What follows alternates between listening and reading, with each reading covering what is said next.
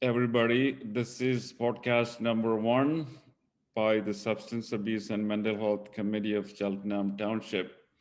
So, our committee currently comprised of volunteers, and they are the citizens of this township. And why the podcast? Well,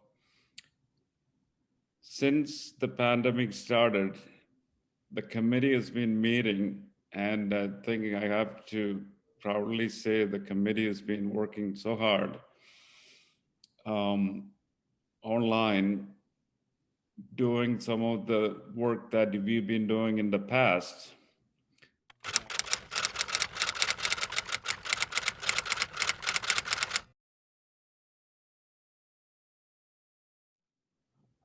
The committee meets monthly, and we currently meet on Zoom. The idea of this committee is to bring awareness to the issues of substance abuse and mental health. So we want to make it available to the public, whatever we do in the committee. So in this first podcast, we, the members, telling our own story, our own life during this time of global pandemic. So how did your life change in the past few months?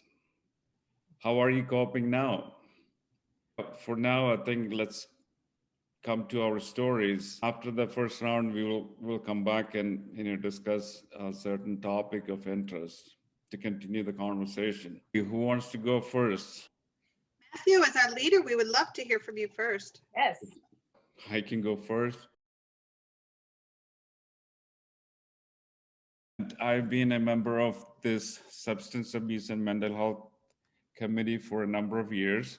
I love this field because it's about life, and life is fascinating for me. So back in March, the first week of March, I went to with my wife. I went to Mexico for a conference, and at the time, we had no clue this was going. We were going to be shut in for a number of months, and we are still in this situation since it started sometime back in March. How my life has changed? Well, I do have a business. I always every day go to the office to work, but since the pandemic started, I've been working from home, and so were my staff members. Fortunately for us, in home care, we were able to continue doing the work even in this pandemic. The business has survived. And also, my children, the three of them, had to stay back home and learn online. I would say the children are not so much affected academically, but maybe socially, especially my daughter, who a social animal who would like to be with her friends more than anything else. She the opportunity to meet with her friends diminished a little bit during pandemic. Months ago, when all this started, I mean, there was a lot of fears and anxieties about the disease because we don't know much about this virus. Um, Everybody is afraid. There are fears and anxieties about what if something happens, things like that. It's everybody's mind. My wife actually in the hospital taking care of some of the the patients with the COVID. So those times were very anxious times. For now, one of the positive things that came out of this is, especially for this committee, is find time to come together in person in a room and meet every month has not been easy for us. What COVID and pandemic times brought to us is is forced us to go online. So it makes a little bit easier for us to come together. The vaccination, how long used to take? 10 years. Us- isn't it 10 years it usually takes to develop a vaccine? And look where we are. We have a vaccine available within a year of time. I know we lost a lot of people due to this pandemic. Um, that's unfortunate, but there are some positive developments also. So overall, I'm hopeful that this will be behind us, this COVID times, and we will again come together with more compassion and caring for people. So I would like to stop there. Thank you for listening.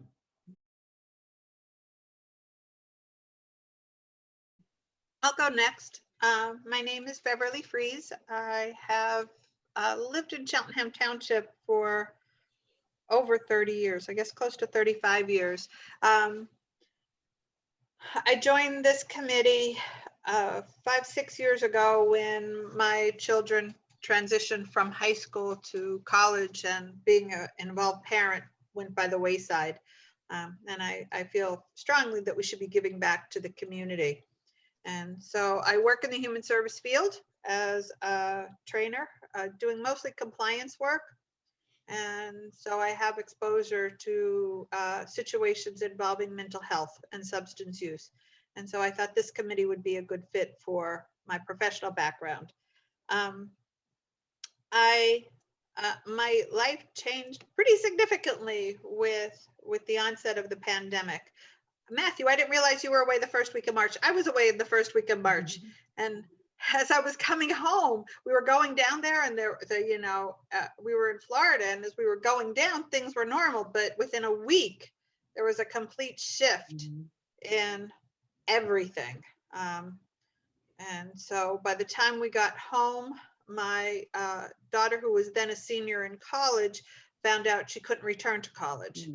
And then she found out after spring break, she was supposed to be able to go back. And then one thing led to another. And as a senior, she didn't get to graduate in person. She didn't have the pomp and circumstances. And I have 3 children. My one daughter, who's already in the working world, she lives at home, and luckily for the most part, she has not been impacted professionally. She's in construction management. Initially, she worked for a couple weeks at home, and then she went right back. They were considered essential, so she went right back.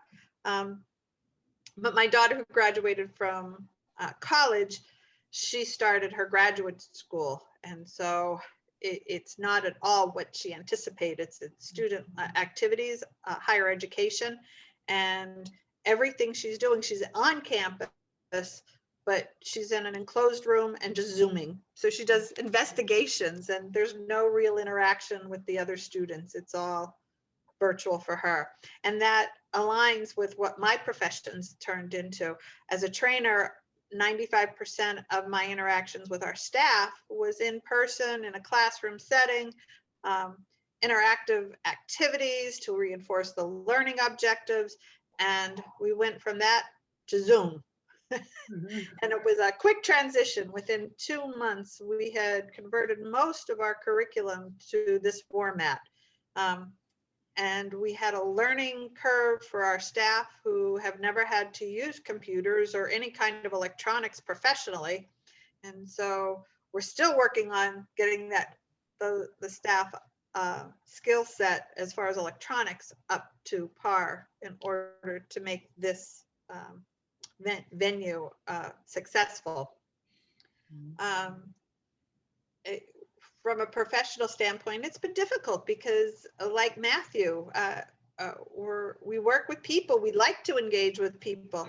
And even the few trainings that we still do in small settings where we're all wearing masks and we're all social distancing, there's still no human connection. I'm a touchy-feeling person. I usually touched people and said, way to go, and reinforce people. And it's just not possible now. We can't come within 6 feet of our learners. So it's difficult for staff, and it's difficult for us as the training department. Personally, my son got married and nobody was with him except his wife. We haven't actually been able to engage and have a connection with him or his wife. They sort of eloped, and they had a unity ceremony, a self-unity ceremony, so nobody was there. They didn't even need witnesses. They had witnesses that came up the next day to sign off on the document. And luckily it was a professional photographer. His best friend's a professional photographer. So we have great pictures, but we weren't there. And his wife's family wasn't there. We Zoomed in, we had it recorded, but still two major life situations for two of my children were just not what they could have been if it wasn't for the pandemic. As far as this committee is concerned, we spent months, I think, putting together resources that are available to everybody who feel the stress and the issues, the mental health issues that this pandemic has caused. Additional isolation for everybody, you know. If there is a pre-existing mental health issues, oftentimes those symptoms have been escalated because people have to get acclimated to teletherapy and telehealth, and it's just not the same. We see it with the people we support at the agency where I work, where there was a huge adjustment time frame for people to get used. They're used to group activities, no group activities. They're used to community inclusion activities, no community inclusion activities. They're used to day programs, no day programs. And it's been difficult. It's been difficult. And as we came across the end of the year holidays, again, as the numbers went back up, more restrictions went on, and it's caused even more concerns for the people we support in my agency. And I'm sure it's the same across the board for people who have pre-existing mental health issues. I have to say the one thing that helps is having my family here, that everybody except my son and his wife, my daughters and my husband are here, and we typically have meals together. We play games a lot more. There's that connection with the four of us that we probably wouldn't have ever had because our lives were so busy. So like Matthew said, there have been positive things that have come about because of this pandemic. And I think our increased closeness with young adults that would typically be on their own and not engaged with their parents, it's changed. We have been able to stay very close because we're all in the same house. Originally, it was pretty funny. We had somebody in the dining room, somebody in the living room, somebody in the office, somebody in the bedrooms, because we were all working remotely. But now I'm the only one that's working remotely. Everybody else is pretty much transitioned. The one who's in grad school, she's off until February, but there have been positive things, and this committee has done great things too. So next.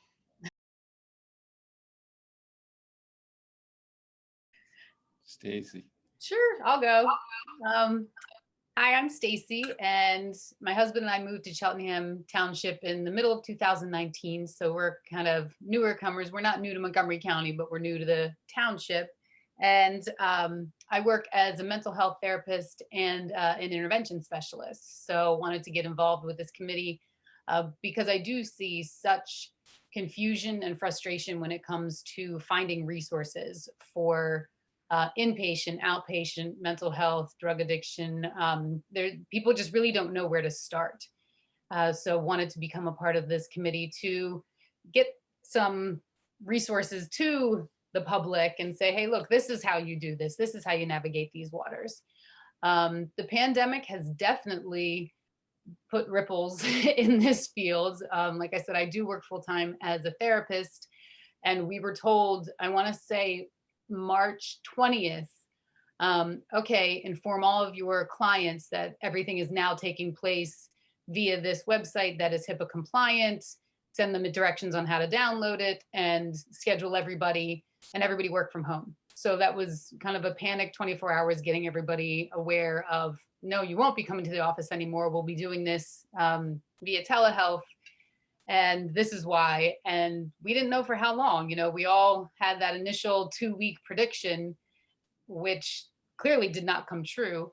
But I think it did create a bit of a struggle because, you know, part of healing is in that connection, and connecting via a telehealth is very different than one-on-one. As a therapist, I felt like there was a lot that we missed, a lot of body language that we would miss. But we made it work, and we continue to make it work.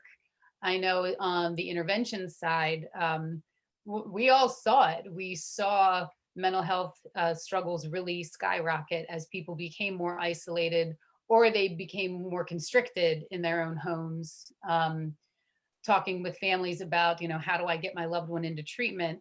A lot of treatment centers weren't open or weren't accepting people for inpatient for quite some time because of COVID. So things really did get backed up. Thankfully, some of that has gotten a bit caught up. It still looks a little different. There's still not a lot of family visits or anything like that if somebody's on an inpatient treatment level, but it's gotten a bit better. As far as the good things, I do think this did bring a lot of things to light. People who were struggling with some mental health issues really did reach out and say, okay, you know what, this tipped the scale for me, and I need help right now. And they were able to access it, even if it was a little bit different than how they normally would have. We are busier than ever at the office where I work. We really do have a lot of clients coming in. We get new intakes every day. So we're really glad to see that this many people are reaching out for help, and they're able to get it, even if it's not exactly how we're used to it, you know, normally looking. As healthcare workers get vaccinated, inpatient centers are opening up again as well, and that's becoming a much more accessible resource. So that's been a good thing. Families couldn't ignore people's behavior, and so you know, if people were used to drinking outside the home, they now were drinking in the home, and a lot more people got caught, which I know doesn't seem like a good thing, but it was, and they were able to get the help that they needed. The problems were brought to light during this pandemic in a lot of ways, so I do see that as a positive thing. I'm Howard Kovitz. I came to Cheltenham Township with my wife and our 3 kids, 11, 10, and 2 or something like that when we moved here 43 years ago or so. I practiced psychology and psychoanalysis here and joined the committee about 20 years ago, I guess, something like that. It's done lots of different things over the years. It never had to deal with a crisis of this proportion. And it is that, it's a crisis. For my wife and I practice from the same office I usually practice from, more or less 4 days a week. I have an office in town that I pay rent for, but I haven't seen in 10 months or so, I guess. Those are minor problems. I continue practicing. For some people who required a psychotherapy and more intensive work, the Zoom platform, the telemed platform was not acceptable. For most, it was. Most of my patients are experiencing undue stress that's new to them at a level that they haven't experienced before. Much of that is due to COVID. Some of that is due to the political climate in the country that has them also concerned. We see a variety of problems that my wife and I don't encounter, where old people and we have our needs met inside of our home, and we have I have a job, and our money stream has not been interrupted, but for many of my patients it has. Their jobs have not only been changed, but their jobs have been eliminated or have been so significantly changed that they're feeling depressed. The clergy I see are really struggling. Their churches and synagogues have been closed for 9 months. They don't know what to do. They've been burying people at a rate they don't understand, that they never imagined. Sometimes some of them have compared it to what it must be like to be a clergyman in a war zone in Syria, in the midst of a civil war or something, where everything has suddenly changed. I don't mean to be the pessimistic one in the group. That is, I don't choose to be the pessimistic one in the group. I just am the pessimistic one in the group. I watch how people are struggling. I've lost, I have a religious family, and many of them have not taken the crisis seriously, lost many cousins unnecessarily, it occurs to me. Among my patients, some minor daily crises, like, what do I do if my kid doesn't want to attend class? How hard do I come down on them when they're in the midst of a crisis themselves, when they don't have a social life anymore? I have here in the township 3 of my grandchildren, 2 are 17 and 1 is 21, and they're not in school. One of them decided to take the senior year and delay it because she didn't want to spend her senior year on Zoom. And she's home with her parents suddenly.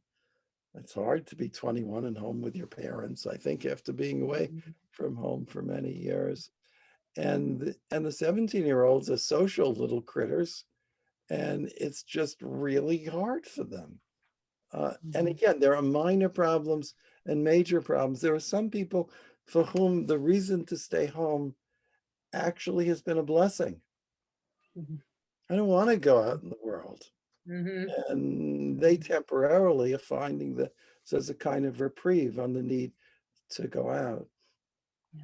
So in any case, I think it's very important that there be available support that is inside the home, but also inside of communities that allow people to discuss these matters. And I'm hoping that we can provide forums to eventually do that here in the township by some means.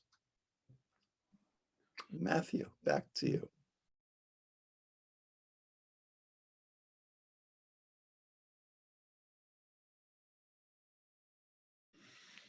One of the things that I'm sure you experienced and you heard is to not to be able to say goodbye to our loved ones who unfortunately passed away during these times. I think for me, that was one of the heartbreaking things to even think about. You can really say goodbye properly to that person.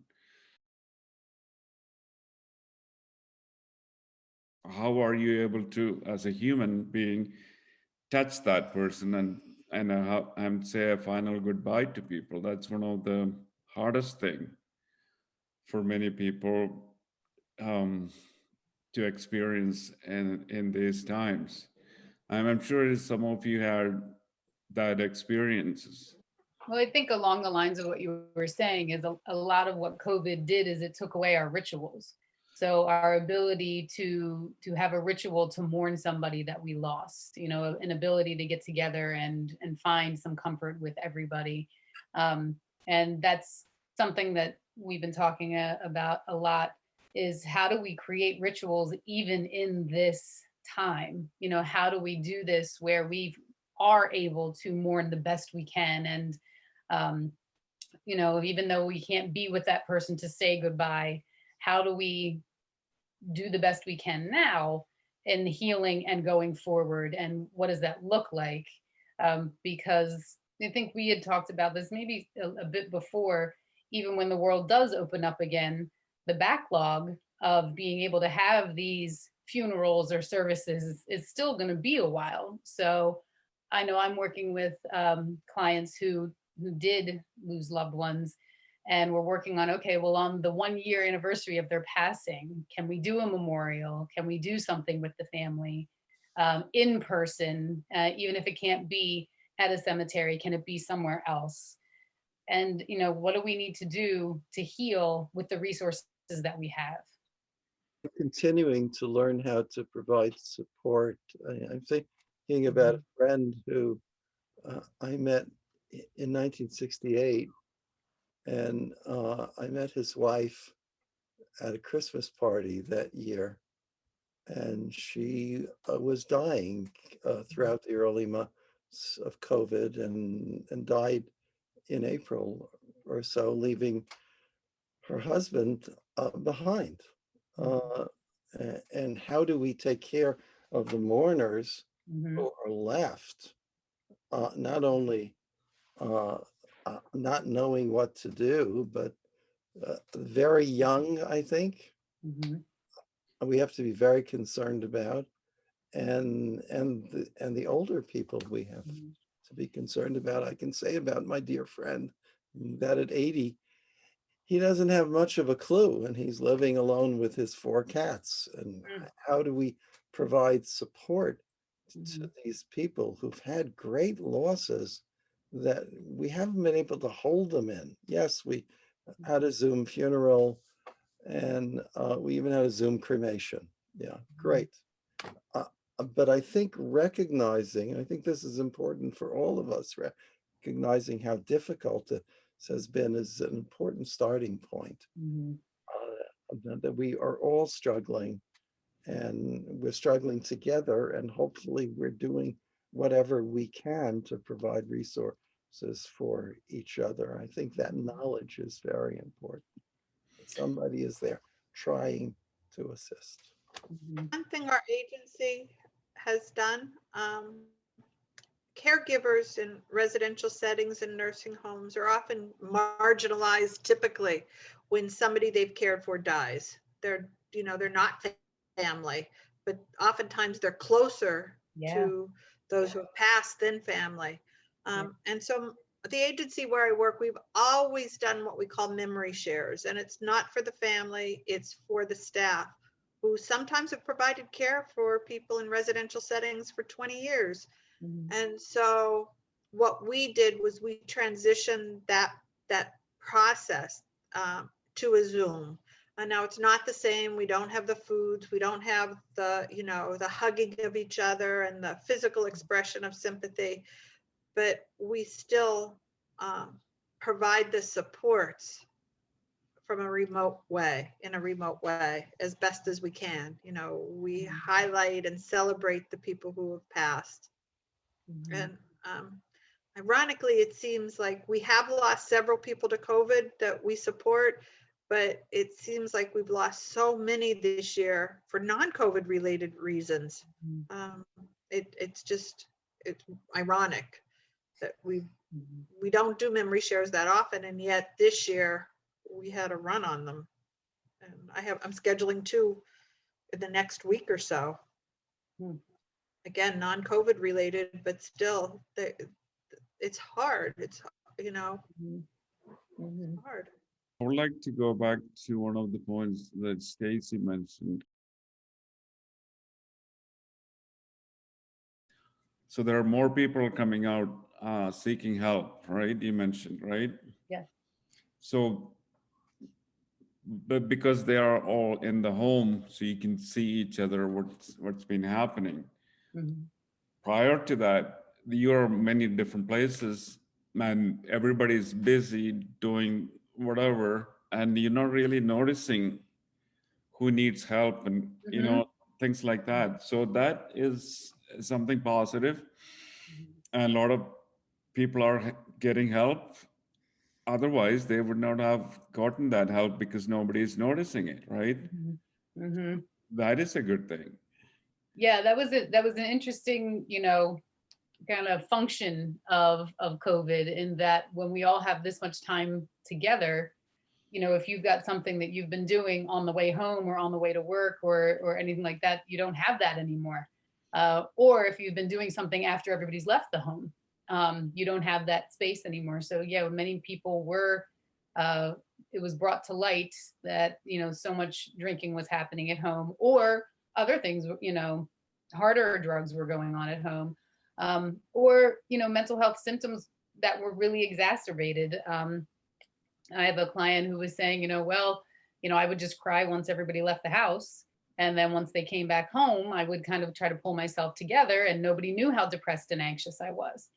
Well, didn't have that privacy anymore. So it really did bring things to light.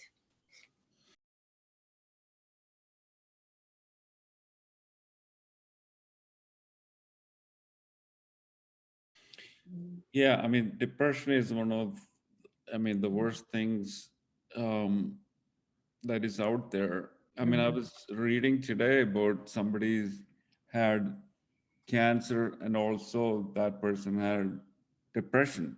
How difficult, that can be for someone who is going through, Mhm. the depression episodes. It's very complicated, and it's no less complicated telemedically, because oftentimes one has to differentiate between intense sadness about what's going on uh, and depression, and they're very different. And Mhm. if one calls up one's PCP and says, I've been feeling depressed, which is a word that people use for both mourning and sadness and depression, the first thing that happens often is the recommendation of an antidepressant. Mhm. And it's not so simple to determine whether or not someone is actually clinically depressed, rather than just it's experiencing a certain amount of sadness. For instance, in an adolescent who's feeling really profoundly sad and doesn't have a place to talk about that sadness, feeling sad about losing their social context, Mhm. which has now been reduced to a 4.7-inch screen, Yeah. and that they hold on to for dear life, Yeah. because this is the way they can communicate, and now it's the only way they communicate. And their parents call up, and a physician says, well, your kid's depressed, let's put them on an SSRI or something else. Mhm. And oftentimes that's counterindicated, and the sadness that the child is experiencing isn't being processed in the family Mhm. by the parents. Mhm. Isn't There's no place to really talk about it, and the child is not. In classical depressions, the person is pulling away from others, and you can usually tell that a person is depressed and not sad, based in no small part on that. In sadness, the child will continue trying to seek out comfort, Mhm. and they may be crying, and they may be coming to you crying a lot, but that might not be clinical depression, and that might be something that is not satisfied at all uh, by medication. Mhm. Uh, so there are losses here that we're having a hard time coping with, and that oftentimes the medical community is not particularly trained in dealing with. Mhm. Mhm. Something else that's really unique to this time is that everybody is going through it. we've never had a period of time where even the helpers are going through crisis. We were all disrupted. All of our routines are disrupted. And there it's like what you were describing, Howard, when under normal circumstances, when parents are struggling with a child who's dealing with depression or sadness and they're not sure what it is, they may have more energy to put towards that situation, to be very aware. But as parents who are also going through a pandemic and worried about themselves and worried about their loved ones, and maybe they've lost a job, and they're already spread so thin that they don't have the wherewithal that they normally would have to put towards that child. So it's just been one of those situations where everybody is spread so thin. How do we begin to care for yourself as a caregiver, as a parent, as a sibling, as a spouse, and also take care of your job and everything else that you're expected to do? It's been a really, really spread thin time. I think one of the answers is you spend special effort in not denying the losses, Mm-hmm. in noting them and accepting them with your children, Mm-hmm. accepting them with your parents, or with your grandparents, and actually understanding that we are indeed all struggling with this. Mm-hmm. And we are not trying to minimize it Exactly. in any way. Yeah. But sitting there and listening to your kids, letting them talk about how sad they feel, letting your elderly parents talk about how much they miss their grandkids ad nauseum. Let them talk about it if they want to. Just let people talk, because they don't have the usual opportunities around the water cooler to talk about the kind of things that we talk about around the water cooler. Yeah. I'm living with that guy for a long time. I'm sure my wife had lots of conversations in the past 55 years around the water cooler about her husband. It's good therapy. Right. And we have to be careful, closed up, that we don't say, no, I don't want to hear it. Mm-hmm. Exactly. Or take a pill. One of the things I often hear is if you're going through depressive moods and depression episodes, have increase your social contacts. I mean, how would you successfully do that though? You know what I mean? When the person is not in that mood, and then how would you make that person be more social with, I mean, get out and be more social with other people? Again, it's a challenge, right? I mean, you can tell your child, look, I understand if you're, I have patients whose kids are 75 and 100 assignments behind. Mm-hmm. And I have grandchildren who are 45 and 50 and 75 assignments behind, and accepting that, and accepting and listening to them, and encouraging them to spend more time with their friends, actually encouraging them, and encouraging physical exercise, which is very important in dealing with both sadness and depression. Yeah. Anything you can, walking around the block 3 times, each time a little faster, or a little slower, but walking, keeping going, but not turning anyone off, not shutting anyone's feelings down. I think it is a primary thing we can do for each other. Each one of us should become a caregiver for somebody who's in need, bringing comfort and some care to that individual so they can get out of whatever they're going through. Yeah. Definitely. We did have a good discussion on certain things, and we would, like to continue future with more sessions, bring that to our audience. What do you think about that idea? I would like to include teachers and clergy who Yeah. are some of the people who have direct contact with the community on a regular basis who are also struggling. There's all kinds of difficulties in terms of how to organize the schools, and Yeah.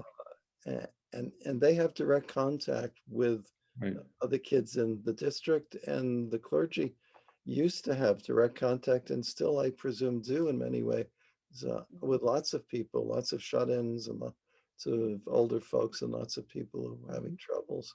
After all, they were the original therapists. Mm-hmm. It's I would true. also recommend that we bring in people who are maybe experts on self-care. We talked about parents who are reaching their threshold for with helping their kids, and then we talk about the kids that are having difficulty because on Zoom and no socialization. Well, maybe if we had socializing, maybe if we had somebody who can help with coping skills and with, we talked about exercise. I know somebody who does yoga online. Nice. Yeah, I love that idea. That'd be great. Yeah. Mm-hmm. Good. I think we have a good start here, and we have ideas to how to move forward. All right. Very good. Wonderful. Happy Sunday, everybody.